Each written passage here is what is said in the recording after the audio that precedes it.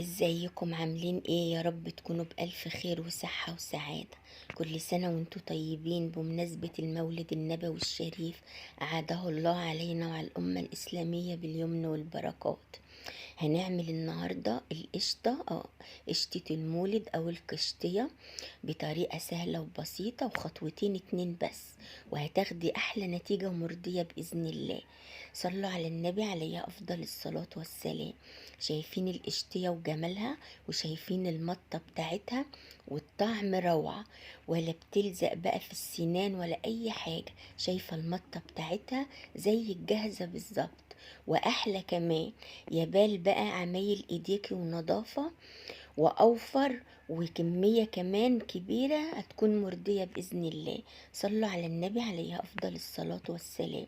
معانا بقى كده على طاسة على النار، نزلت فيها بكوبايتين من السكر ونص كوباية مية، والسكر يكون أبيض وهو سكر حبيبات عادي. وطبعا هنقلب كده بالطاسة، حركة دائرية، مش هنستعمل لسه ولا معلقة ولا أي حاجة. ونحطها بقى كده على نار متوسطة لحين ما تبدأ في الغليان.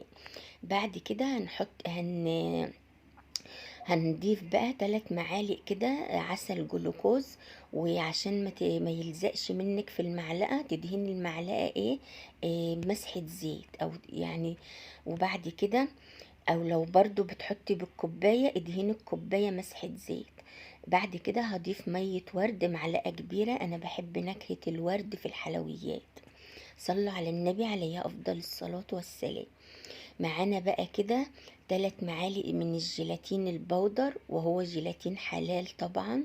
وبضيفه كده على اقل كده من نص كوباية مية، يعني اقل من نص كوباية مية حطيت عليهم 3 معالق كبار من الجيلاتين البودر. وسبتهم بقى شوية لحد كده الشربات ما بدأ في الغليان.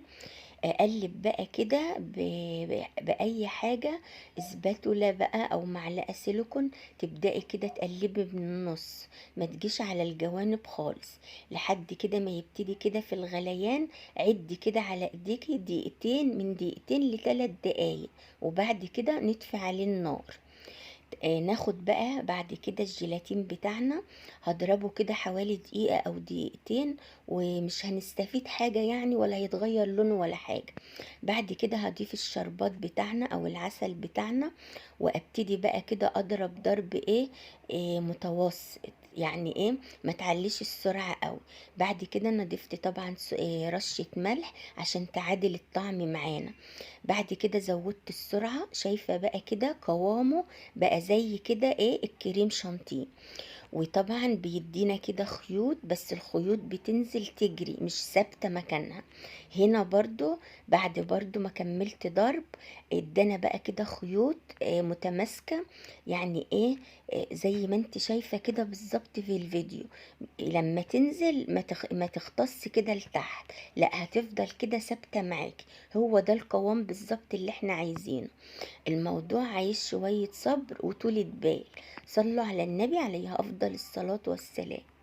بعد كده هتجيب صينية بقى ونفرش فيها كده ورقة من الزبدة، ورقة زبدة أو كيس بلاستيك من بتوع التلاجة. وهمسحها كده بمسحة من الزيت، وهنرش فيها كده الطبقة الأولى من الجوز الهند. هنرش جوز الهند الأول.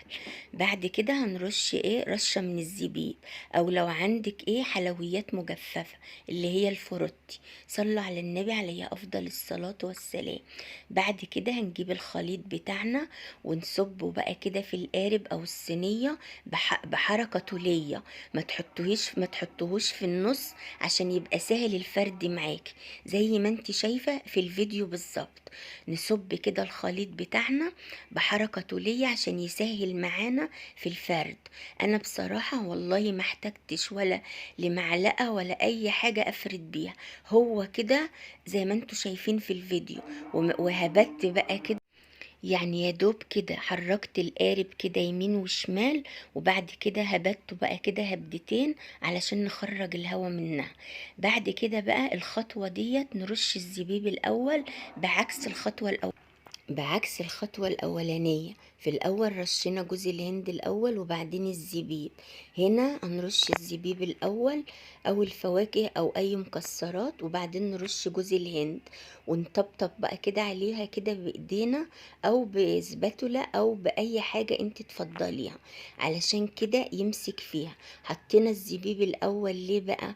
عشان لو حطينا جوز الهند الأول هيعمل بقى ايه حركة عازلة، مش الزبيب مش هيمسك معانا. لكن نحط الزبيب الاول وعليه جوز الهند.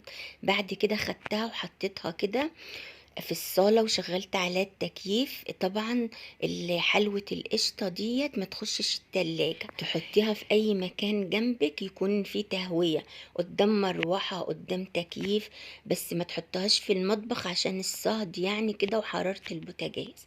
بعد بقى كده ما عدى عليها 4 5 ساعات بالظبط، انا سبتها 5 ساعات بصراحة، وكنت مشغلة عليها التكييف يعني افصل واشغل لحد كده 5 ساعات بالظبط.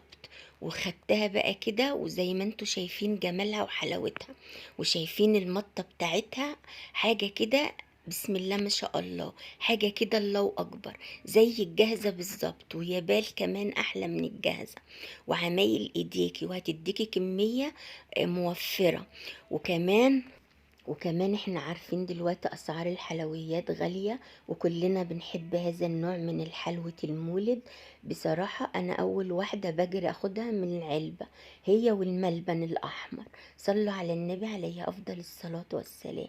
بعد بقى كده ما خلصت تقطيعها كلها، بجيب بقى كده طبق من جوز الهند وادهن بقى كده الجناب او اغلف الجناب علشان ايه ما تلزقش مننا في العلبة، تطلع كده بكل سهولة.